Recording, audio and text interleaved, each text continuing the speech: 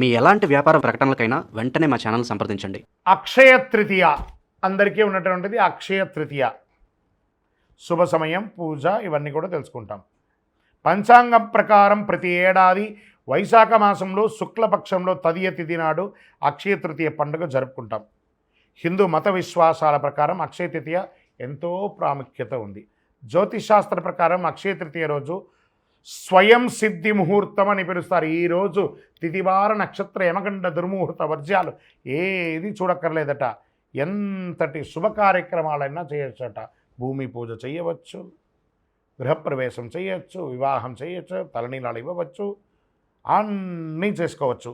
కొత్త వస్తువులు కొనడం చేయొచ్చు. వాటిలో ప్రధానంగా ఉప్పు కల్లుప్పు గురించి చెప్పారు. దొడ్డుప్పు ఉంటుంది చూస్తారా, రాళ్ల ఉప్పు.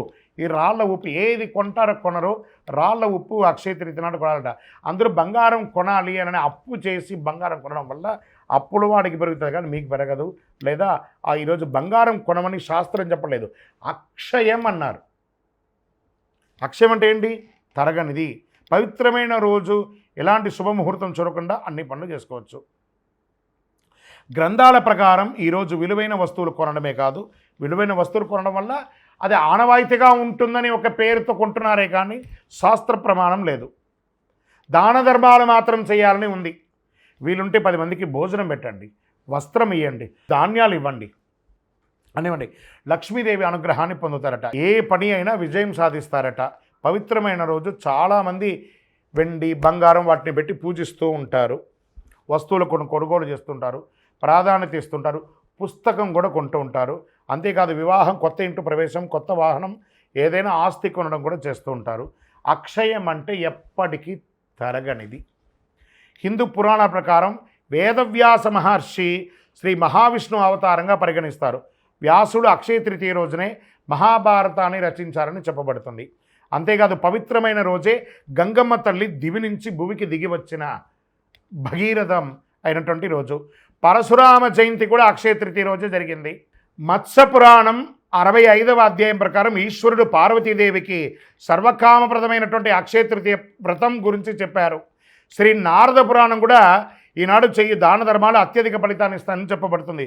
కుబేరుడు అక్షయ తృతీయ రోజు లక్ష్మీదేవిని పూజించడం వల్ల ధనవంతుడయ్యాడట. మహాభారతంలో శ్రీకృష్ణుడు ద్రౌపదికి వస్త్రాభరణం అప్పుడు చీరను ప్రసాదించింది కూడా ఇదే రోజు. ఇంత అద్భుతమైనటువంటి రోజు ఖరీదైన వస్తువులు, బంగారు ఆభరణాలు, తమ సంపద, శ్రేయస్సు అన్నీ కూడాను భగవంతుని ముందర పెట్టి పూజ చేస్తారు. అక్షయ తృతీయ వంటి పవిత్రమైన రోజు లక్ష్మీదేవిని పూజించడం ఎలా అంటే, ఒక మంచి రాగి చెంబు తీసుకోండి, కల్లుప్పు ఉంటుంది కదా, తమలపాకు వేసి ఆ కల్లుప్పు తమలపాకు మీద వేయండి, రాగి చెంబు దాంట్లో పెట్టండి. మీ ఇంట్లో ఉన్నటువంటి కాయిన్స్ ఉంటాయి కదా, రూపాయి కాయినో, 5 రూపాయల కాయినో, 10 రూపాయల కాయినో, లేదా మీ బంగారు ఆభరణమో అవన్నీ కూడా దాంట్లో పెట్టండి, పూజించండి. యక్షాయ కుబేరాయ వై శ్రవణాయ ధనధాన్యాధిపతయే ధనధాన్య సమృద్ధిం దేహి దేహి తాపయ స్వాహ అని మంత్రంతో జపం చేయండి. శాస్త్రాల ప్రకారం ఈరోజు కృష్ణుడు యుధిష్ఠిడికి అక్షయ పాత్ర ఇచ్చిన రోజు కూడా ఇదే రోజు.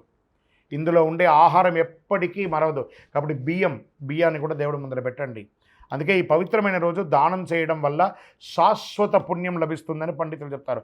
అక్షయ తృతీయ రోజు ఒకవైపు కొబ్బరికాయ, దక్షిణావృత శంఖం అంటారు చూసారా, చెవిలో పెట్టుకుంటే ఓంకార నాదం వస్తుంది చూసారా, దక్షిణావృత శంఖం, శివలింగం, కళ్ళుప్పు, దొడ్డుప్పు అంటారు చూసారా. ఖచ్చితంగా ఆ రోజు 1 కిలోంబావు కొనండి, కళ్ళుప్పు కొనండి. కొన్ని చోట్ల దొరకదు, వెతకండి, తీసుకొచ్చి కొనండి. ఆ రోజు ఇంటికి తీసుకురావడాన్ని గట్టిగా చెయ్యండి. దాని పూజ ఎలా చేయొచ్చు? అక్షయ తృతీయ రోజు తెల్లవారుజామున అంటే సూర్యోదయానికి ముందు లేచి గడప కడిగి పసుపు ఆరం రాసి స్నానాధికాలు చేసి ఉతికిన బట్టలు ధరించి పసుపు రంగు వస్త్రాలు ధరించండి. మంచి ఫలితాలు పొందారు. పూజ చేసే చోట ఒక వస్త్రం ఏర్పాటు చేయండి. అనంతరం విష్ణు విగ్రహాన్ని, లక్ష్మీదేవి విగ్రహాన్ని ప్రార్థన చేయండి, నీటితో శుద్ధి చేయండి. పూజ చేసే సమయంలో తులసి ఆకులు, బిల్వ ఆకులు పెట్టి పూజించండి. పండ్లు, పువ్వులు వగరాలు పెట్టండి. మంచి ఆహారం అనండి. తీపి పంటలంతా పేదవాళ్ళకి, ఆఖరికి మీ ఇంట్లో పని చేసే వాళ్ళు ఉంటారు కదా వాళ్ళకి ఇవ్వండి. స్ట్రేంజర్స్ రోడ్డు మీద, ఈ హాస్పిటల్స్ బయట అటెండెన్స్ లోపల ఉన్నటువంటి వ్యాధితో ఉన్నవాళ్ళు బయట చాయ్ కాఫీ తాగడానికి కూడా లేకుండా వాళ్ళ బంధుమిత్రులు రోడ్డు మీద ఉంటారు చూసారా, వాళ్ళకి పోయి ఆహారాన్ని ఇవ్వండి, ఆనందపడతారు. ఆ లోపల ఉన్న వైద్యం చేసుకున్న వాళ్ళు కూడా ఆరోగ్యం అవుతారు. ఇదే అక్షయ తృతీయ రోజు చేయవలసిన పనులు. దాన ధర్మాదులు ఎక్కువ చేయండి. పూజ ముగిసిన అనంతరం మహావిష్ణు స్వరూపంగా లక్ష్మీదేవి స్వరూపంగా కొంతమందిని ప్రార్థన చేసి వాళ్ళకి దానం ఇవ్వండి. అక్షయం మీరు ఎంత దానం చేస్తారో, ఎందుకు మనం పూజ చేసిన తర్వాత కృష్ణార్పణం అంటారు, ఖర్చు మీదే డబ్బు మీదే, కృష్ణుడికి ఎంత ఎందుకు అర్పణం ఇస్తున్నారు? కృష్ణార్పణం అనగానే అది తిరిగి మీ దగ్గరికి వస్తుంది, అందుకే అక్షయం అని అన్నారు.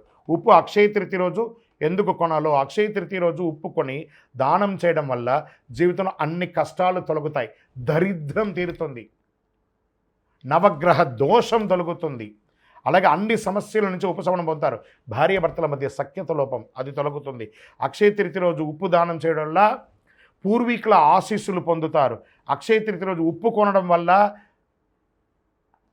సాధారణ రాతి కాండ బాగా తెల్లగా ఉన్నటువంటిది అక్షయ తృతీయ రోజు రాతి ఉప్పు కొనడం వల్ల లక్ష్మీదేవి ప్రసన్నమవుతుంది.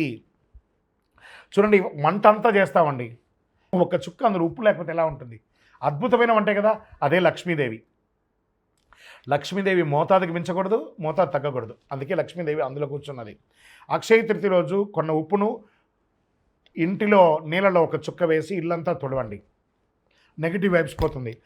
చిన్నపిల్లలు ఉన్న రూమ్లో ఒక గ్లాసులో పెట్టండి, మీ బాత్రూమ్స్లో కూడా ఒక గ్లాసులో పెట్టండి.